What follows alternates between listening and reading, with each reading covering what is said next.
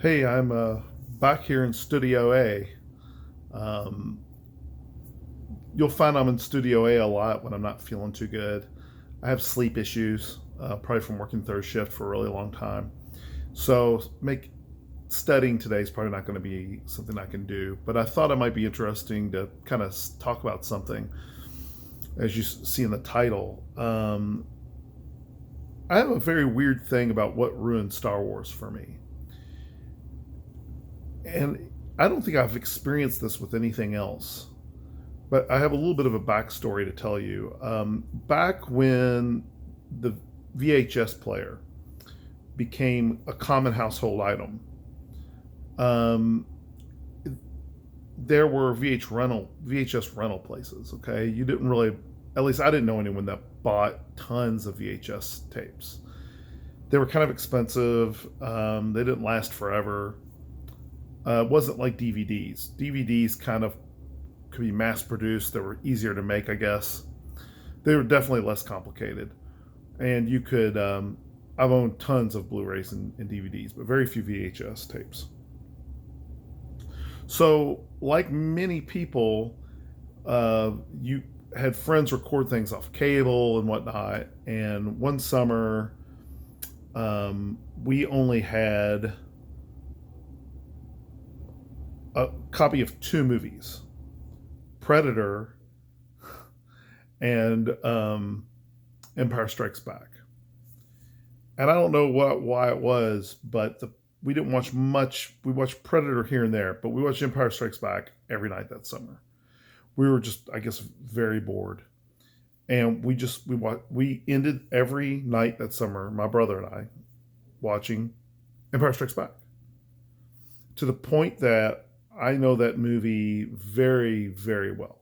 There's some movies I've watched many times and know very well, but I don't know any movie like I know that one. I mean, I've seen that movie so many times. It's in my top five all time films. Um, it's a very strange movie to have there, because there are, it's unique. It's a unique film anyway. If you ever heard George Lucas talk about it, he says, it's the second in a trilogy, and they quite don't know how to end it. And you have to have an ending, but it can't actually be the ending. And I think this made Empire Strikes Back a very different kind of film. It gave it problems that it had to solve that were very unique. And so it made it a unique movie. Want to say, too, I highly recommend listening to Irving Kershner's, he was the director, his commentary on the making of Empire Strikes Back if you haven't. It's getting to the point now where most people I think have. It became kind of famous. But man, he's just brilliant. Such great ideas. And he just knew this movie inside and out. He knew exactly what he wanted to do. And this movie was not an accident. It was, Lawrence Kasdan did a great job writing it, and he did a phenomenal job, Irving Kershner, directing it, taking advantage of the talent he had and everything. And George Lucas gave him full reign to make the movie the way he wanted to make it. Other than there was just issues with special effects that Lucas always had issues with. Now, I do remember the summer that Star Wars Episode 1 released. And I remember going out into the parking lot and saying, man, I really did not like that. My friends were very surprised. They really liked it. And I said, it felt like a kiddie movie to me. Star Wars Episode 2 is in my worst of all time list. I think it's one of the worst movies I've ever seen. I have not seen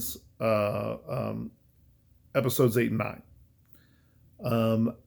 I did not think episode 7 was that bad. I had a good time. I didn't think it was nearly as bad as episode 2. But I wasn't nearly as interested in the next one. And then I heard some of the political issues and I was out. I was like, I'm not doing that. There's several movies I'll never watch due to political issues. Just no interest in being lectured. Um, so the sequel trilogy did not ruin Star Wars for me. What ruined Star Wars for me was Empire Strikes Back. And I'll tell you why. In A New Hope, when they did the remaster, I went to a theater when they re-released it in theaters. I went to see it with some friends, and I remember just being very bored. And when I watch it now, it just looks so like underwhelming to me. And I think the pacing's really slow until you get to the jail scenes, in the when they're trying to get them out of jail, get Princess Leia out of jail. That's when it starts to really pick up. But I guess because I just know it so well, it's hard for me to be interested in it. And I have nothing but fond memories of Return of the Jedi. If I had time, I would go into the story about how I got to see it. Um, I'll just tell it to you very shortly, since it's kind of what this is about, is my history with Star Wars. Um, my, I wanted to see every movie that came out, but I couldn't.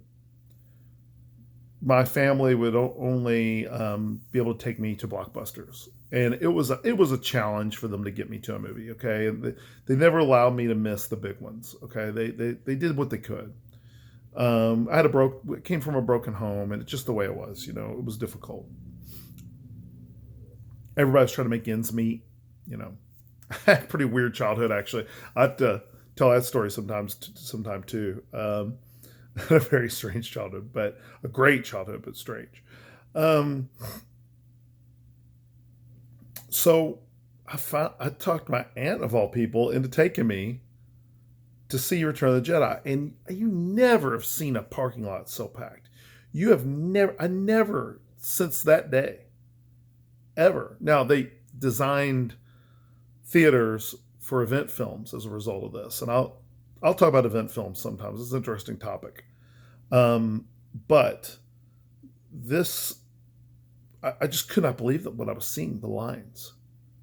And I embarrassed myself because, it was 1983. I was 10 years old. And I remember the scene in Jabba's palace. I thought it was Ben Kenobi. I went, oh, it's Obi-Wan. I don't know why. I normally didn't like to speak when other people weren't speaking, especially in a theater. And it was Luke Skywalker, and I just felt really stupid. Or like, come on, what was I thinking? I remember thinking these people think I'm a stupid kid. They might have been right, but still. Now, those movies are great in their own way, but they feel very out of balance with Empire Strikes Back. Empire Strikes Back is a dark movie. George Lucas was interviewed, and he thought he wanted David Lynch for Return of the Jedi. And he said, this is going to be the darkest of the three. You never want to hear George Lucas say that a movie is going to be dark. Ever. Because what he means is this. It means kids are going to be getting tortured. It's exactly what he means it every single time. He meant it in Temple of Doom. And he meant it in, was it episode 3? Episode 2 with the Sand People? He said it was going to be really dark. And it was women and children. He massacred women and children. The women and the children. He thinks it's super dark. And it's not. Empire Strikes Back is dark. It's a dark movie. And there's just a certain kind of magic to this film. So when I watch when I watch A New Hope, I'm kind of bored. And then I see Empire Strikes Back, and I'm amazed for what it is in and of itself as a film, all by itself. And then I go to Return of the Jedi, and it's like it's a dark kiddie movie with Ewoks. And I know I'm not the only one with these complaints, but it's so out of balance to the point that now this is just kind of my thing. I just don't really find the other Star Wars movies all that compelling.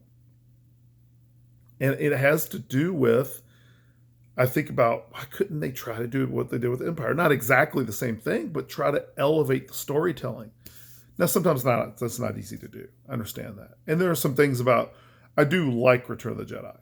It's just, again, ruined by how great Empire Strikes Back is in my mind. And I know that Empire is considered great by many.